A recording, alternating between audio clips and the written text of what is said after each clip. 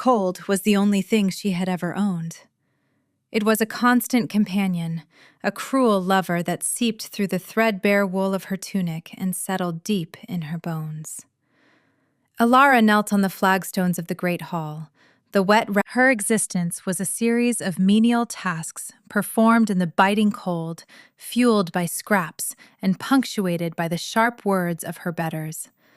Every member of the pack was her better.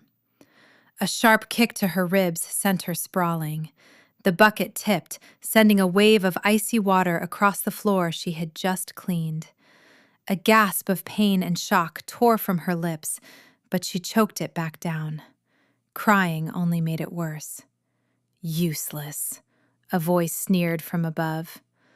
Lyra, the pack alpha's daughter, stood over her, a perfect picture of woven grace and arrogance. Her silver blonde hair was intricately braided, her furs were thick and white, and her blue eyes glittered with casual cruelty. Look at this mess. Can you do nothing right? Alara scrambled to her knees, her body aching. She did not look up.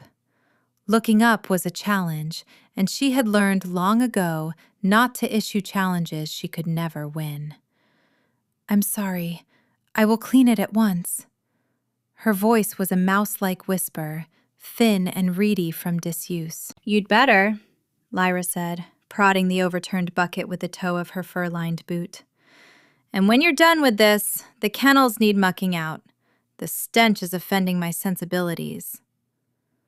Alara's stomach clenched. The kennels were the worst of all jobs, a foul-smelling pit of mud and waste. But she only nodded, her gaze fixed on the spreading puddle on the floor. Yes, Lyra. Lyra laughed, a sound like ice shards clinking together. Hurry up, little mouse. The Alpha King is sending an envoy. We can't have the place looking like an Omega's den when they arrive. She turned and swept from the hall, leaving Alara alone with the cold and the fresh mess. The Alpha King. The name was a legend, a myth whispered in hushed, reverent tones. Kale. The supreme leader of all the northern packs, a warrior of immense power who had reigned for centuries. He was ancient, a force of nature, a being more wolf than man. The thought of his envoy seeing her, this pathetic, shivering creature, sent a fresh wave of humiliation through her. She gritted her teeth, a small, stubborn spark of defiance flickering in the frozen wasteland of her heart. They could kick her, starve her, humiliate her. They could call her nothing. But she would not break. This cold, this pain, this loneliness, it was all she knew. And she would endure it, just as she had endured everything else. Pushing herself up, her joints screaming in protest, she grabbed the rag. She would clean the floor. She would muck out the kennels. She would do whatever they asked. She would survive. It was the only form of rebellion she had left. The blizzard came without warning, a white fury that descended from the mountains and swallowed the world. The wind howled like a great beast, slicing at the stone walls of the hold with invisible claws. Snow piled in drifts against the doors and windows, sealing the Frostfang pack inside their mountain home. It was on the second day of the storm that the elder shaman, a withered wolf named Groll, summoned her. He claimed the sacred moon petal herbs, needed for a ritual to appease the storm gods, were running low. The only place they grew was in a sheltered alcove on the eastern ridge. It was a death sentence. Everyone knew it. No one could survive the mountain in a storm like this. The girl can go, Lyra had suggested, her voice laced with false concern that fooled no one. She's small and quick. She can get in and out before the worst of it hits. Alara stood before the pack alpha, her head bowed. She knew what this was. It was a convenient way to be rid of the pack's unwanted burden, a way for her to die without anyone having to lay a hand on her. An accident, a tragedy. Go, the alpha had grunted, not even looking at her, and do not return without the herbs. So they had bundled her in cast-off furs that were too big and offered little warmth, pressed a rough-spun sack into her hands, and shoved her out into the screaming white maw of the storm. The heavy wooden door boomed shut behind her, the sound of the bolt sliding home a final, definitive rejection. She was utterly alone. The wind was a physical force, a solid wall of ice and fury that stole the breath from her lungs and tried to tear her from her feet. Snow blinded her, a swirling vortex of white that erased the sky, the ground, the world. She pressed on, driven by that single stubborn spark. She would not give them the satisfaction of her death. She would find the herbs. She would return. She would shove the sack into their hands and prove that she could not be so easily discarded. Hours bled into an eternity of white and cold. Her face was numb. Her fingers and toes had long since lost all feeling. The cold was no longer just in her bones. It was in her blood, in her soul. It was consuming her. She found the ridge more by memory than by sight, her hands, clumsy and frozen, searching the rock face for the sheltered alcove. There, a dark slash against the white. She scrambled inside, collapsing against the back wall, her body racked with shivers that felt more like convulsions.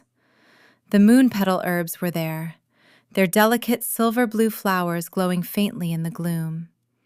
Hope, sharp and painful, pierced through the fog of cold. She could do it. She could actually do this. Her fingers, stiff as frozen twigs, fumbled with the petals, trying to pluck them without crushing them. The wind howled a new, more furious song outside her small shelter. A deep groan echoed from the mountain above, a sound that vibrated through the stone and into her very teeth. The world tilted. With a deafening crack, the overhang of snow and rock above her gave way. She had a single, heart-stopping moment to see the avalanche, a solid wave of white death crashing down towards her. She screamed, a sound swallowed by the storm. She was falling, tumbling end over end in a suffocating torrent of snow and ice. Pain exploded in her leg as it struck something hard, a sickening snap that echoed in her own mind. Then darkness, a crushing, silent, absolute darkness.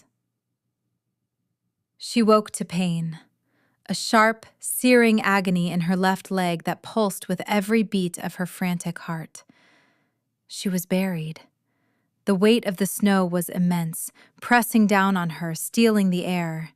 Panic, cold and sharp, clawed at her throat. This was it. This was how she died, buried alive in a frozen tomb. No. The word was a silent scream in her mind. Not like this. Frantically, she tried to move, to dig. Her arms were pinned. She was trapped. Tears froze on her eyelashes. Despair, a feeling more chilling than any snow, began to settle over her. Then she heard it. A sound, muffled by the snow. A digging, a scratching. Something was out there. A beast? A mountain cat drawn by the scent of her blood? Fear gave way to a primal terror.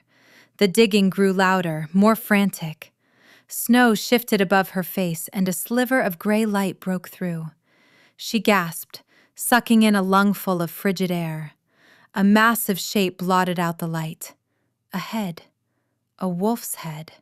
Larger than any she had ever seen. Its fur was the color of midnight. Its eyes were closed, but she could feel its presence, an overwhelming aura of power and ancient pain. The great wolf nudged at the snow around her, pushing it away with its broad snout. It was not attacking. It was freeing her. Why? Why would any creature help her? Slowly, painstakingly, the wolf dug her out. It worked with a strange, desperate intelligence, its movements careful around her injured body. When she was finally free, lying shivering and broken in the snow, it nudged her again, its nose cold against her cheek. It whined, a low, pained sound. She saw then that the magnificent beast was injured. A deep gash ran along its flank, dark blood stark against its black fur, already beginning to freeze. It was limping, favoring its own front leg. It had saved her, even while it was hurt itself. It nudged her again, more insistently, and then turned, taking a few limping steps before looking back. It wanted her to follow. Where? To die somewhere more sheltered? Her leg was a broken mess. She could not walk. As if understanding, the wolf returned. It lowered its massive body to the ground, nudging her with its head, urging her onto its back. The idea was insane. A wild wolf, a predator of the highest order, was offering itself as a mount. But looking into its face, seeing the raw intelligence and the desperate plea there, she felt a strange sense of trust.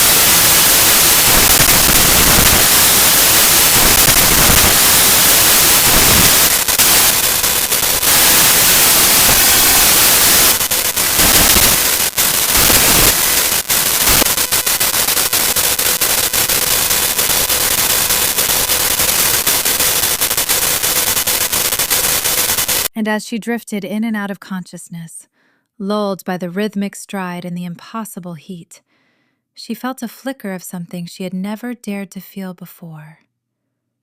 Hope.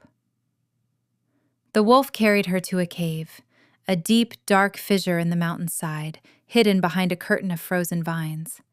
It was protected from the wind, and the air inside, while still cold, was blessedly still. The great beast gently lowered itself to the ground again, allowing her to slide off its back onto the dusty stone floor. She lay there, a broken heap of pain and exhaustion, watching as the wolf collapsed a few feet away. It let out a long, shuddering sigh, its massive chest rising and falling in shallow breaths. The gash on its side was worse than she had thought, an ugly, weeping wound that oozed dark blood onto the cave floor. Her own pain was a roaring fire in her leg, but seeing its injury, a strange and unfamiliar instinct took over. It had saved her life. She could not just lie here and watch it die. "The herbs," she whispered, her voice cracking. The small sack was still tied to her waist, crushed but intact. She fumbled with the knot, her fingers numb and clumsy. Inside, the delicate moon-petal flowers were bruised but whole, their faint silver light a small beacon in the gloom. She knew herbs. It was the one skill she had, learned from an old Omega who had shown her a brief flicker of kindness before she passed. Moon-petal was a coagulant, good for stanching blood flow, but it needed to be mixed with snowmelt and crushed into a paste. Dragging herself across the cold floor was agony. Each movement sent waves of nausea and white-hot pain through her. The wolf watched her, its head resting on its paws, its dark eyes following her every pained motion. There was no menace in its gaze, only a weary, waiting intelligence. She found a small depression in the rock that had collected water from a drip in the ceiling. It was half frozen. With the butt of her hand, she broke the ice and began to crush the petals into the frigid water, her teeth chattering from cold and pain. The resulting paste glowed with a soft, ethereal light. Now came the hardest part. She had to apply it to the wound. She had to touch the wolf. She crawled towards it, her heart hammering against her ribs. This was madness. It could tear her throat out in a second. She was small, weak, injured. A perfect meal.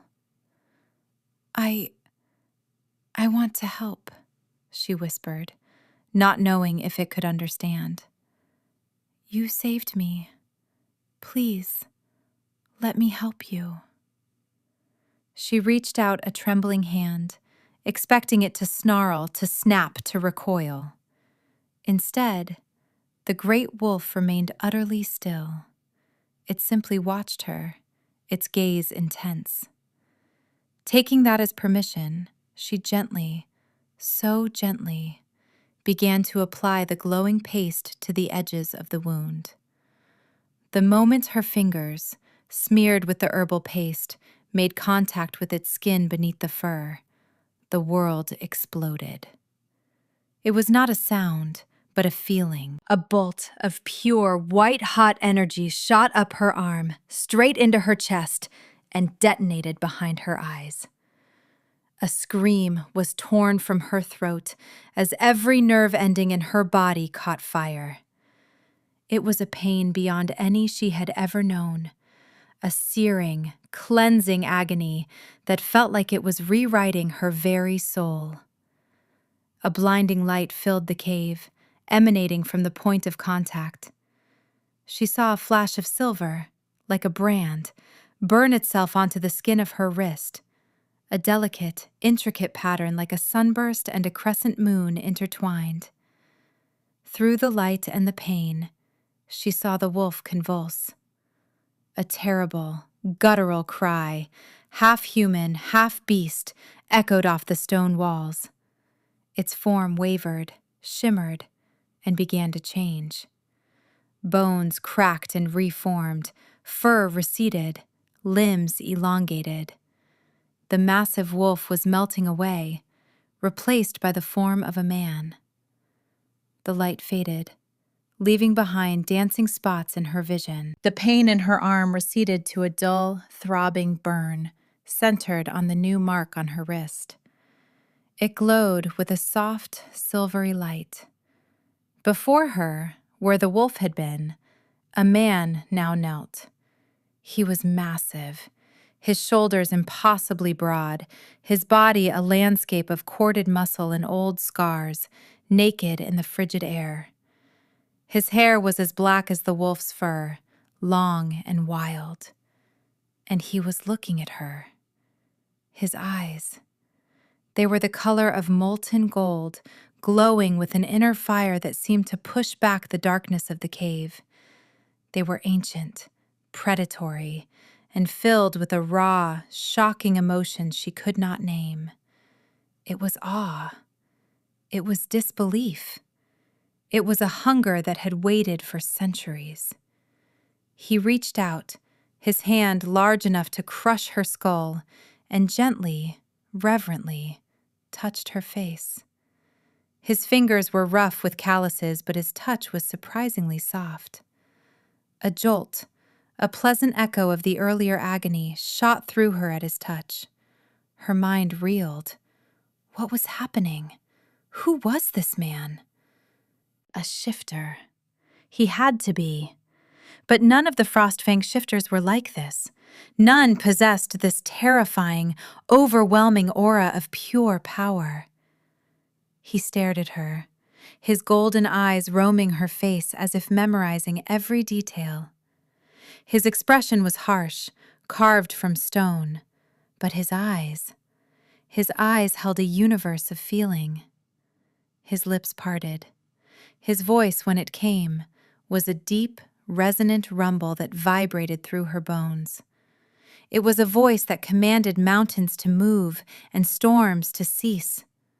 And it spoke a single, possessive, earth-shattering word: mine. Alara's world had shrunk to the confines of the dark cave and the overwhelming presence of the man kneeling before her. Fear was a cold, sharp thing in her throat, but it was tangled with a confusing, terrifying warmth that spread from where his fingers rested on her cheek. Her body, her very soul, seemed to recognize him, to lean into his touch even as her mind screamed at her to flee. What are you?" she whispered, her voice trembling. His thumb stroked her cheekbone, a gesture of such impossible tenderness that it made her want to weep. "I am Kale," he said, his voice deep as thunder. The name hit her like a physical blow. Kale, the Alpha King, the myth, the legend. He was real, and he was here. She was in a cave with the most powerful and reportedly the most ruthless shifter on the continent, the man whose envoys her pack was so terrified of offending. Her mind went blank with terror. She tried to scramble backward, away from him, but the movement sent a fresh explosion of agony up her broken leg. A cry of pain escaped her lips, and she collapsed back onto the stone. Instantly, his expression shifted from awe to fierce concern. His golden eyes swept down to her leg, taking in the unnatural angle. A low growl rumbled in his chest, a sound of pure protective fury not directed at her, but at her injury. "You are hurt," he stated, his voice soft but absolute. He shifted, his movements fluid and powerful despite his own injury. The gash on his side was still there, but the bleeding had stopped, the edges of the wound already beginning to knit together with supernatural speed. Her herbs had helped, but his own healing was clearly phenomenal. Before she could protest, he was lifting her. He gathered her into his arms as if she weighed nothing, his bare skin radiating a heat that was more intense than any fire. It flooded her chilled body, chasing away the deep, settled cold for the first time in her memory. She found herself cradled against a chest as hard and broad as a wall of granite. "What are you doing?" she gasped, her hands instinctively coming up to press against his chest.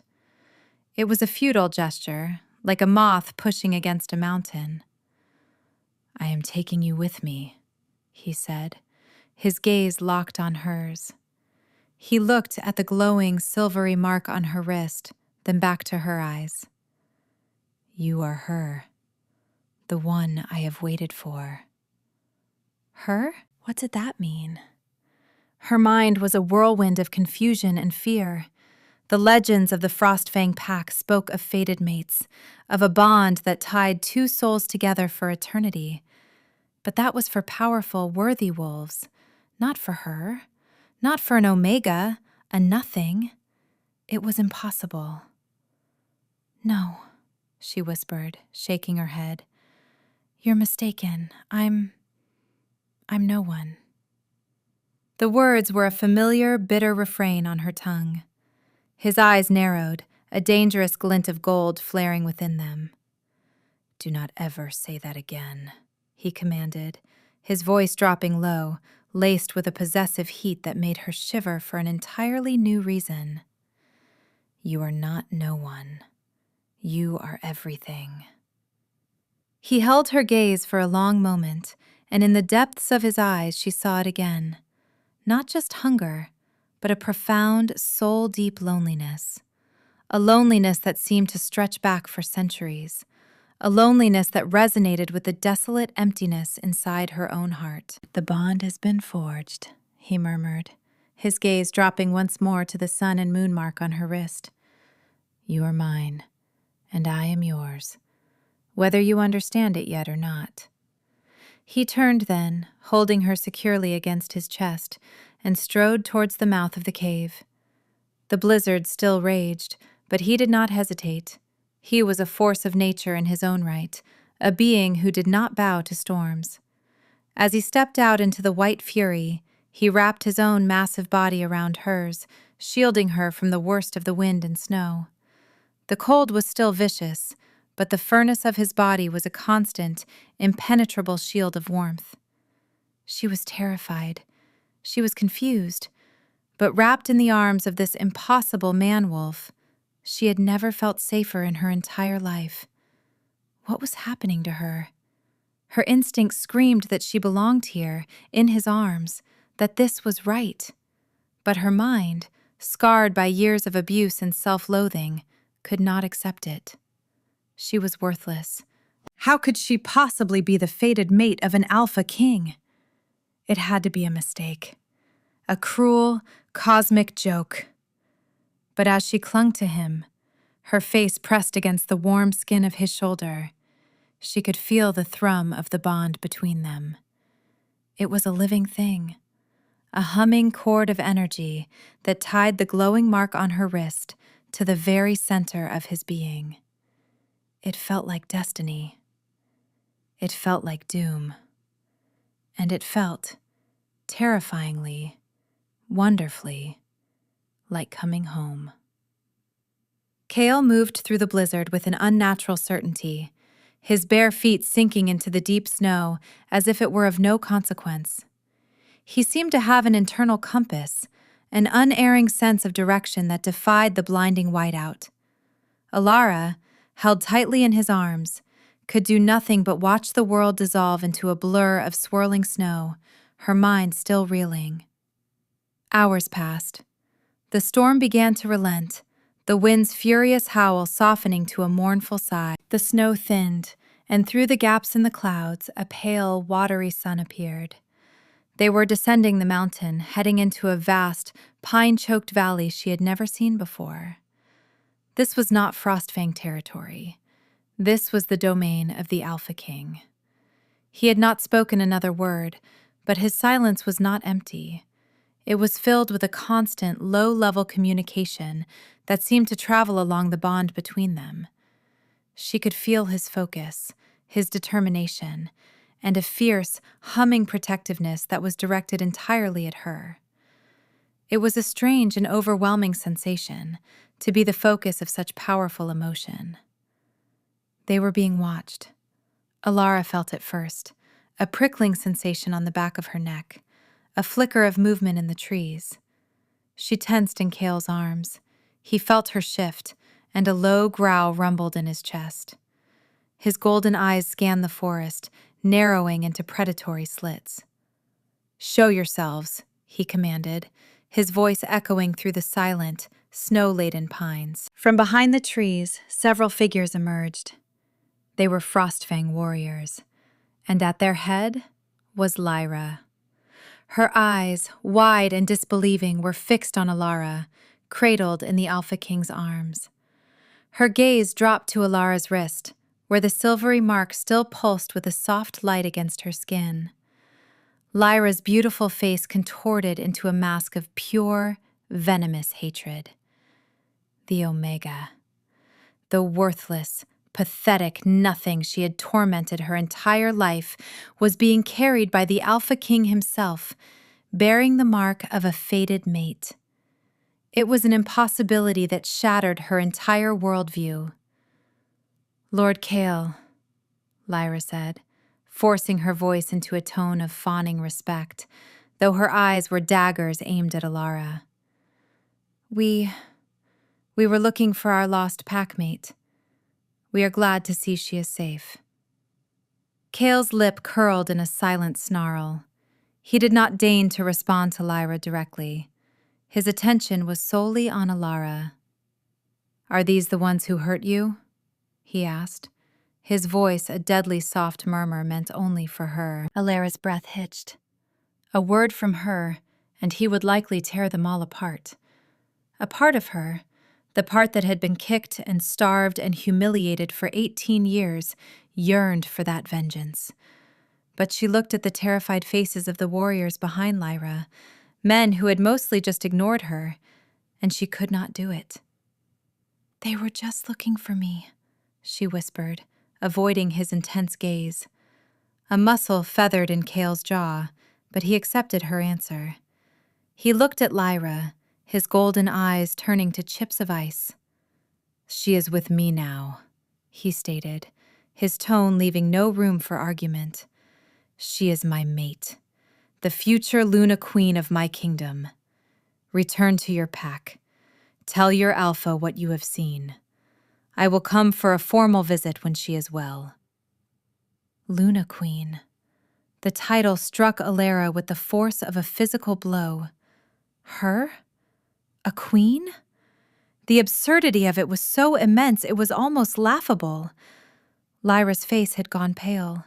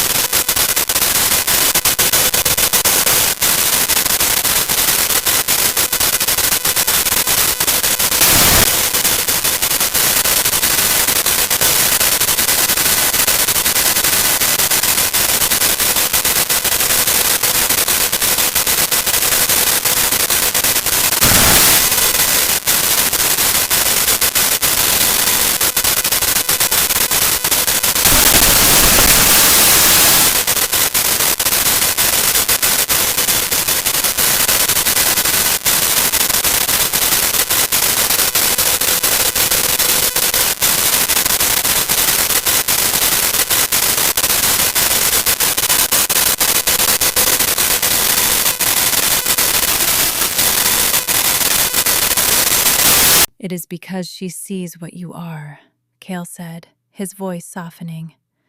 "And she knows what she is not." He started walking again, leaving the Frostfang territory far behind. "Her hatred is meaningless. No one will ever harm you again. I swear it."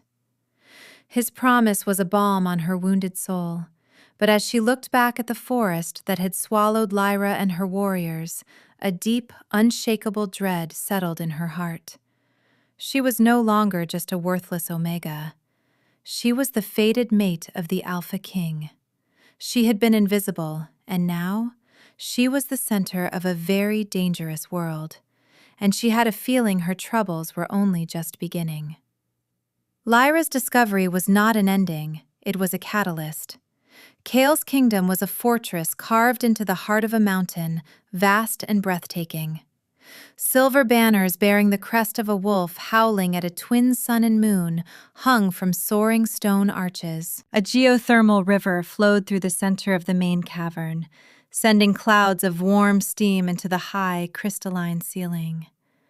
It was a place of power and beauty, a stark contrast to the grim, cold halls of the Frostfang pack.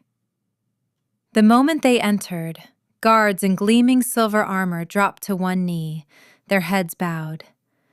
Their awe was directed at their king, but their curious, shocked gazes flickered towards Alara. Whispers followed them as Kael strode through the city, his pace never faltering. He took her to the highest level, to his private chambers, a sprawling suite of rooms with a balcony that overlooked the entire cavern city.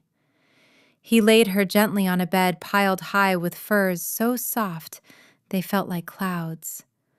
A healer, a kind-faced woman with silver hair, was summoned immediately.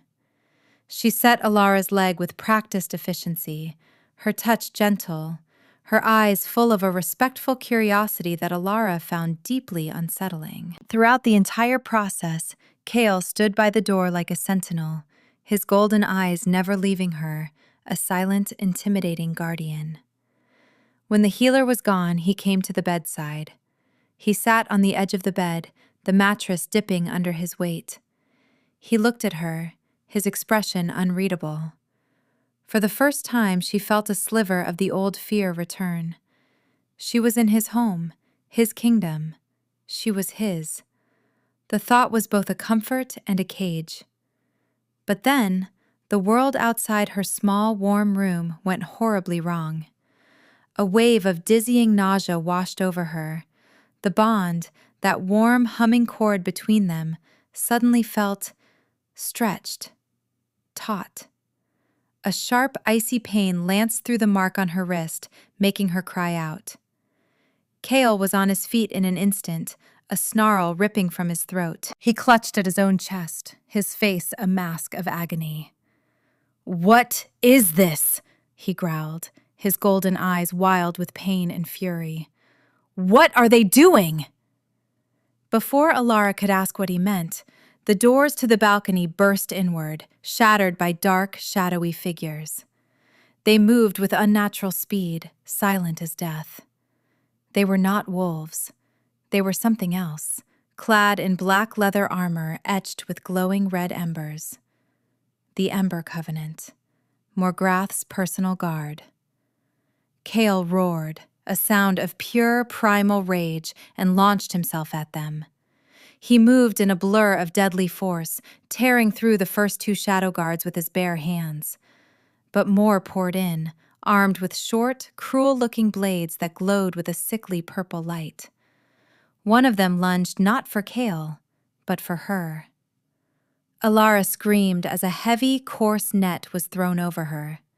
The material was woven with strands of silver, and the moment it touched her skin, it was like being set on fire. The pain was excruciating. It severed her connection to the warmth of the room, to the world, and worst of all, to Kale. The bond between them didn't break, but it was muffled, choked, the humming cord now a screaming, agonizing thread of torment. "Alara!" Kale's roar was one of pure anguish. He saw her, tangled in the silver net, her face contorted in pain, and his focus broke for a fatal second. It was all the opening they needed. Another guard lunged, stabbing a purple glowing blade into Kale's shoulder.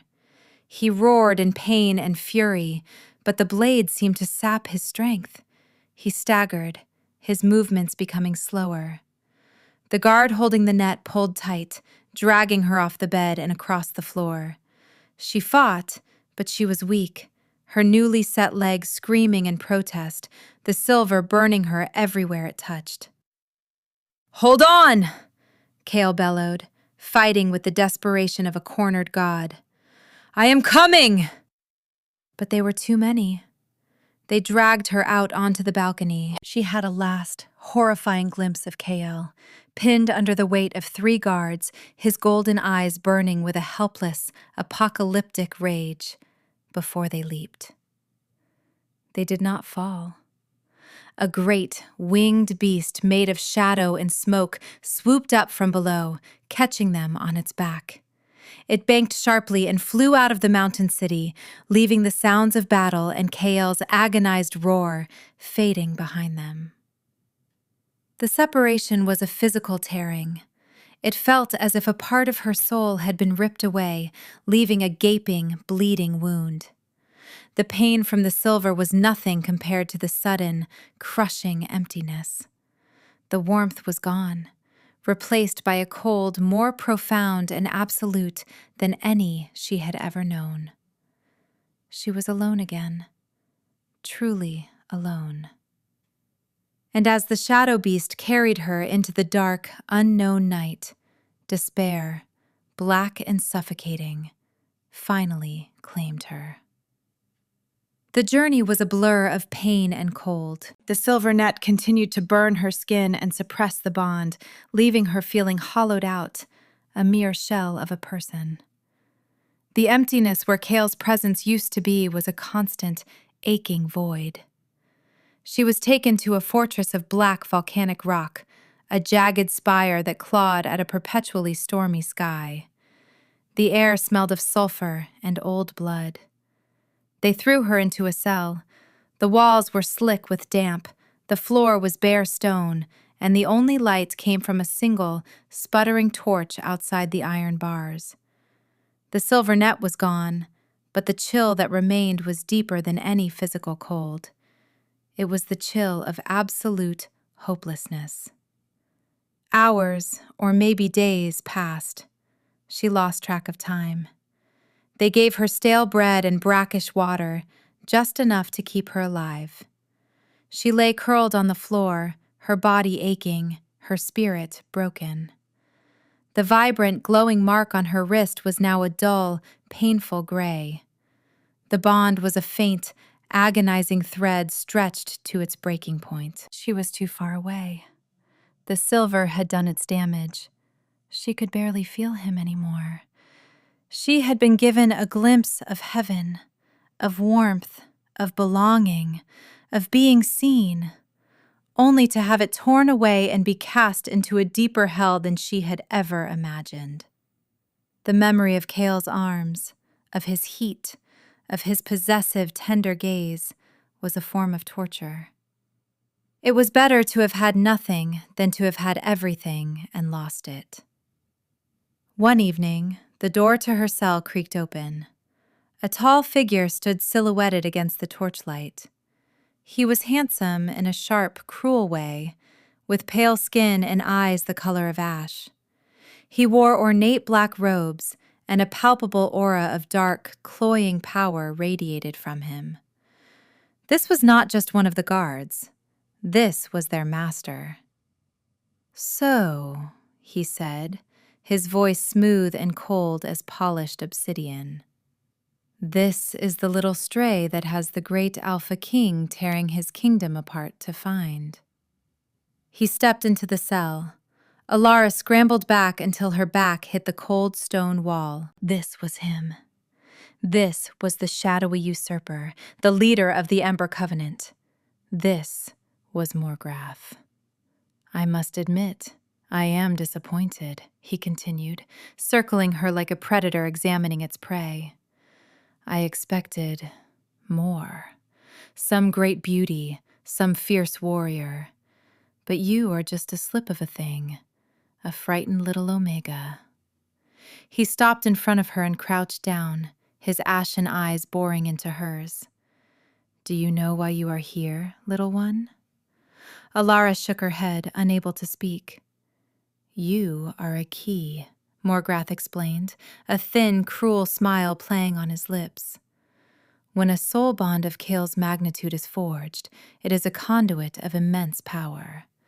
But it is also a vulnerability, a weakness I have waited a very long time for him to have." He reached out and traced the dull mark on her wrist with a chillingly cold finger. "He claimed you. He poured a piece of his ancient power into you to anchor the bond. My sources within the Frostfang pack were most helpful. Lyra. It had to be Lyra. Her betrayal had led directly to this. I am going to use that anchor. I have a ritual. It will allow me to sever this bond, and when I do, I will not just break it.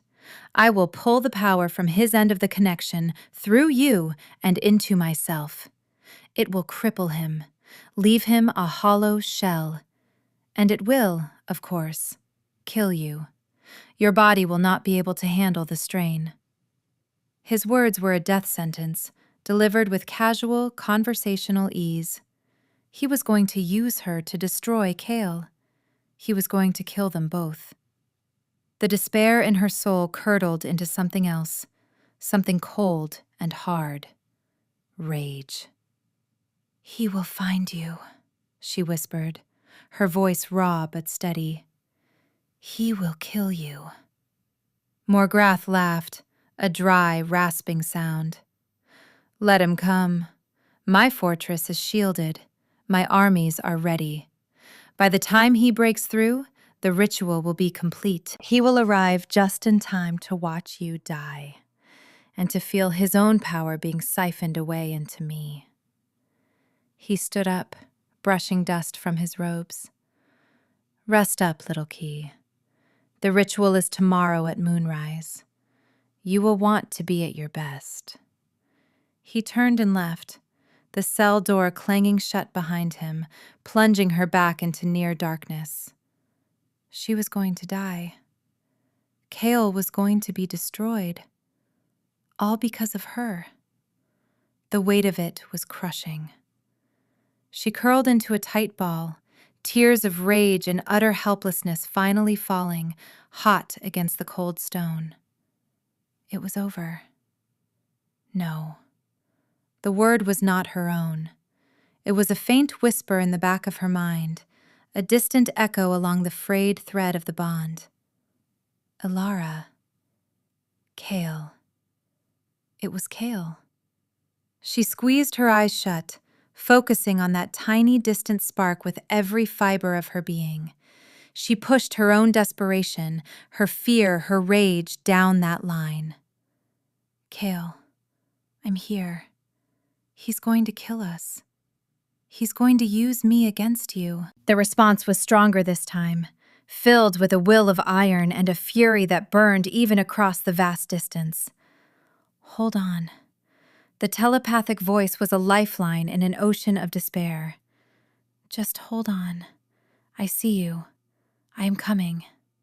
The connection faded, leaving her alone once more in the crushing silence. But something had changed. The spark of hope he had given her, which had been all but extinguished, now glowed anew.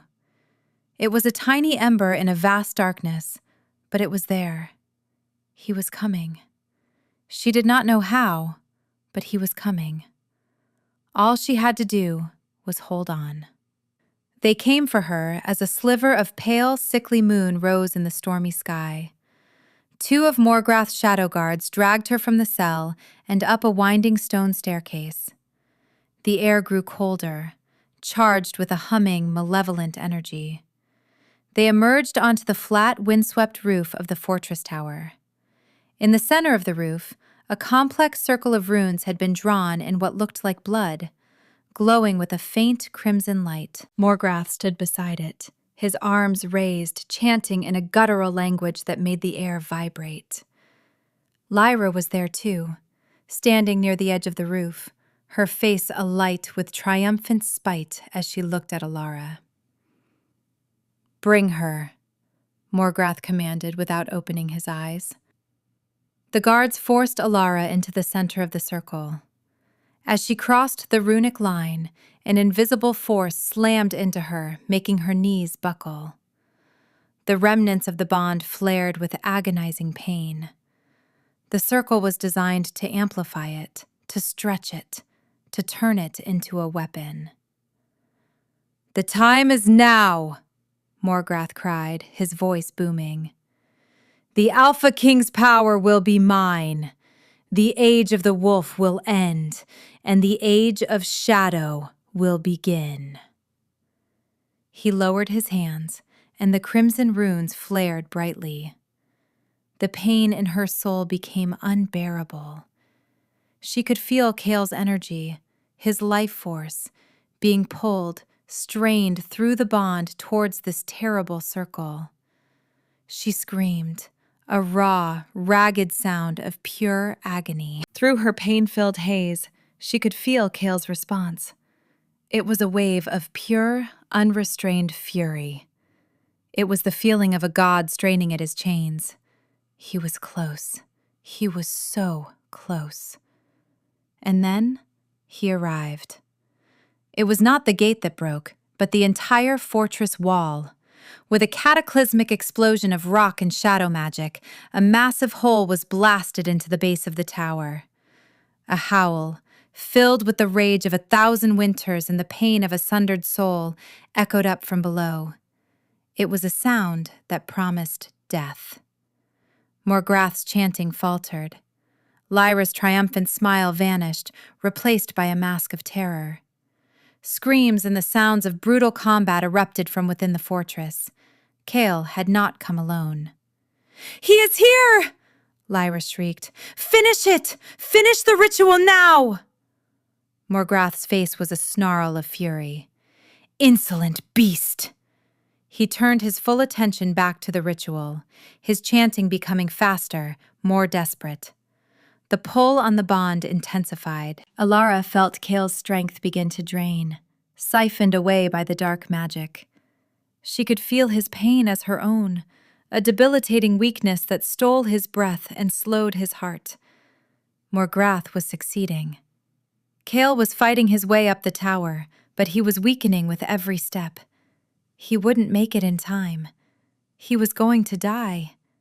Because of her. He was going to die trying to save her. No. The word was her own this time. It was not a whisper. It was a roar. A defiant, absolute rejection of this fate. The despair, the fear, the lifetime of worthlessness, and the profound, desperate love she felt for the man fighting his way toward her, it all coalesced into a single, incandescent point of pure rage. She had been nothing. She had been cold. She had been alone. But he had seen her. He had given her warmth. He had made her feel real. And this shadow thing, this empty, power-hungry monster, was not going to take him from her. Something deep inside her, a core of power she never knew she possessed, shattered its dormancy. It was not the power of the wolf. It was something older, something purer. It was the power of dawn, of life, of light.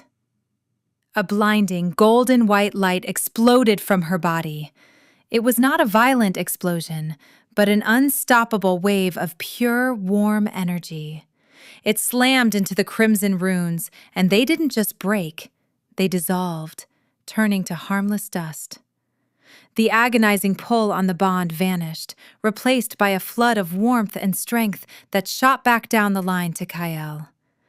The light washed over Morgrath, and he screamed, stumbling back as if he had been physically struck, his dark magic unraveling like thread in a fire. Alara rose to her feet. She was no longer a shivering, broken girl. Her body was suffused with a soft internal luminescence. Her eyes, once a timid gray, now glowed with the same golden light as the dawn. The mark on her wrist burned with the intensity of a star. Power, clean and vast and righteous, coursed through her veins. At that moment, Kale burst onto the rooftop. He was battered, bleeding from a dozen wounds, but his golden eyes were blazing with renewed strength. He saw her, standing in a halo of her own light, and his predatory face was filled with utter, stunned awe. Morgrath stared at her, his ashen eyes wide with disbelief and fear. What are you?" he stammered. Alara looked at him, not with fear, but with a cold, absolute certainty. The voice that came from her lips was not the whisper of an Omega. It was the clear, commanding voice of a queen. "I was the girl they called nothing," she said, her voice ringing with newfound power. "But you were wrong. I am not the key to his weakness. I am the heart of his strength." Lyra, seeing the tide turn so completely, let out a cry of terror and scrambled for the stairs, trying to flee. But she was met by two of Kale's Silver Moon Guard, who blocked her path with drawn swords. There was no escape. Morgrath, recovering his nerve, let out a roar of fury and lunged, not at Kale, but at her. He manifested a blade of pure shadow, a weapon designed to extinguish light and life. "If I cannot have his power, I will take his heart," he shrieked. Kale moved to intercept him, but Alara was faster. She did not raise a weapon. She did not move to strike. She simply raised her hands. "You thrive in the dark," she declared, her voice resonating with power. "You feast on despair. But the shadows always flee from the dawn."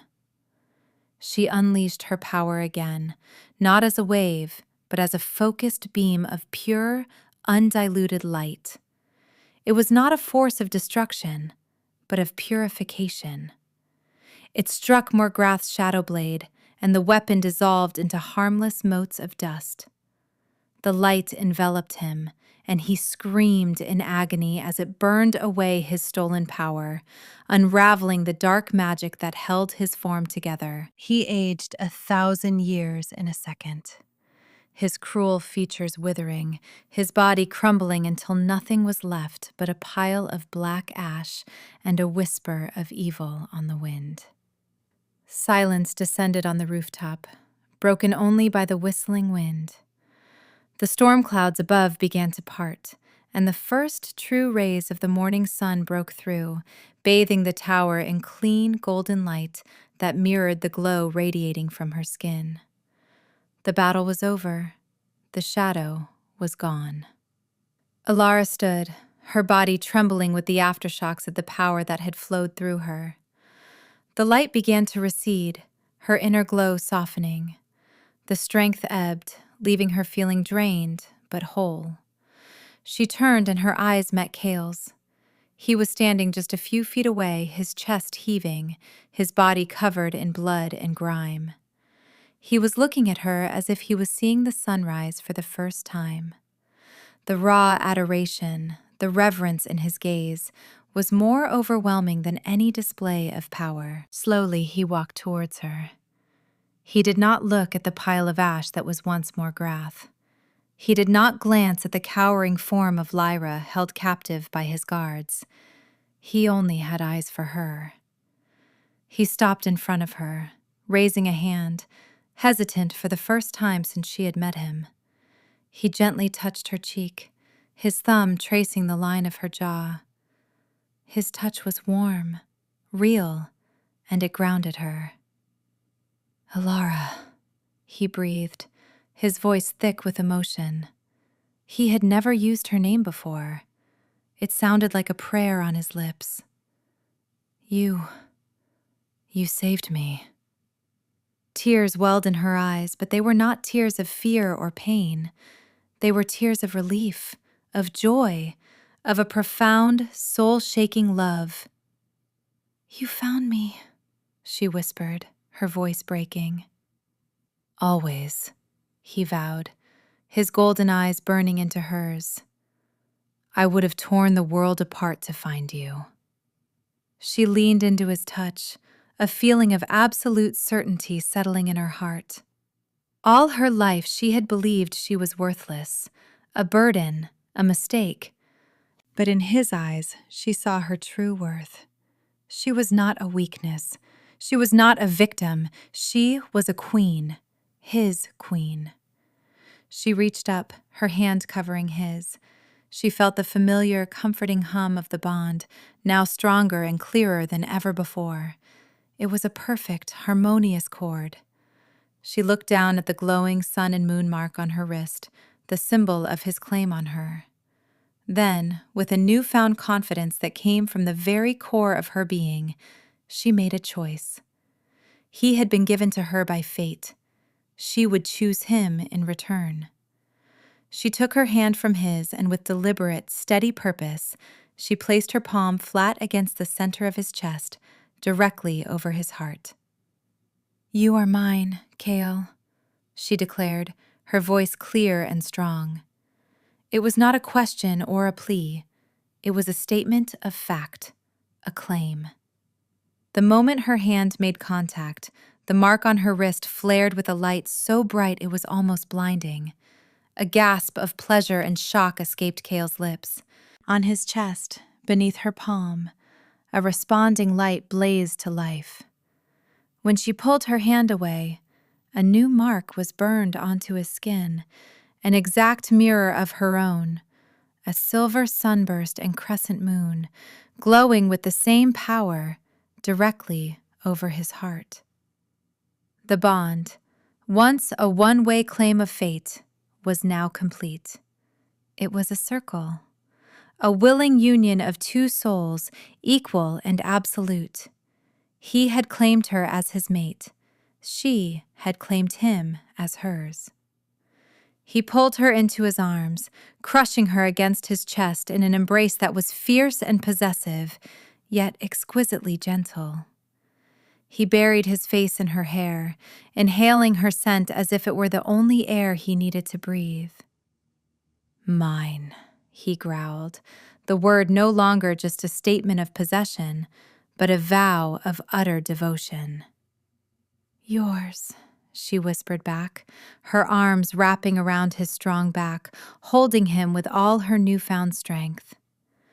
They returned to the Silver Moon Citadel not as a king and his rescued damsel, but as a king and his queen. The entire city kingdom gathered in the great cavern to see them. Kale, cleaned and healed but still bearing the honorable scars of his battle, stood on the royal dais. He held Alara's hand, their intertwined fingers a public display of their unity. A hush fell over the thousands of assembled shifters. Kale raised their joined hands for all to see, displaying the glowing marks that now adorned both of them. "Behold!" his voice boomed, reaching every corner of the vast cavern. "Morgrath is vanquished. The shadow has fallen. Not by my hand alone, but by the light of your new queen." He turned to her, his golden eyes soft with a love so profound it stole her breath. They called her an Omega. They called her nothing. They were blind. I present to you Alara, my soulmate, my heart. She is the light bringer of our people. She is my Luna Queen. A moment of stunned silence, and then the cavern erupted. A single, unified roar of approval and fealty shook the very foundations of the mountain. It was a sound of joy, of loyalty, of acceptance. They were not just cheering for their king's mate. They were cheering for their savior.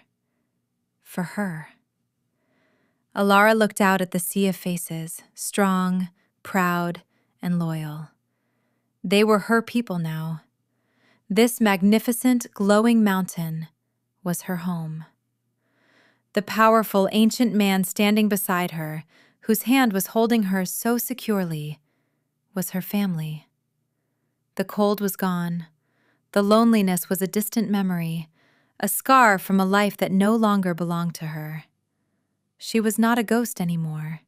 She was seen. She was valued. She was loved. Kale leaned down, his lips brushing against her ear. "Welcome home, my queen," he murmured, his voice a low, possessive rumble meant only for her. A smile, the first true, joyful smile of her entire life, spread across her face. It felt like the sun rising after a lifetime of winter. She squeezed his hand, her heart full to bursting. She was home. At long last, she was finally home.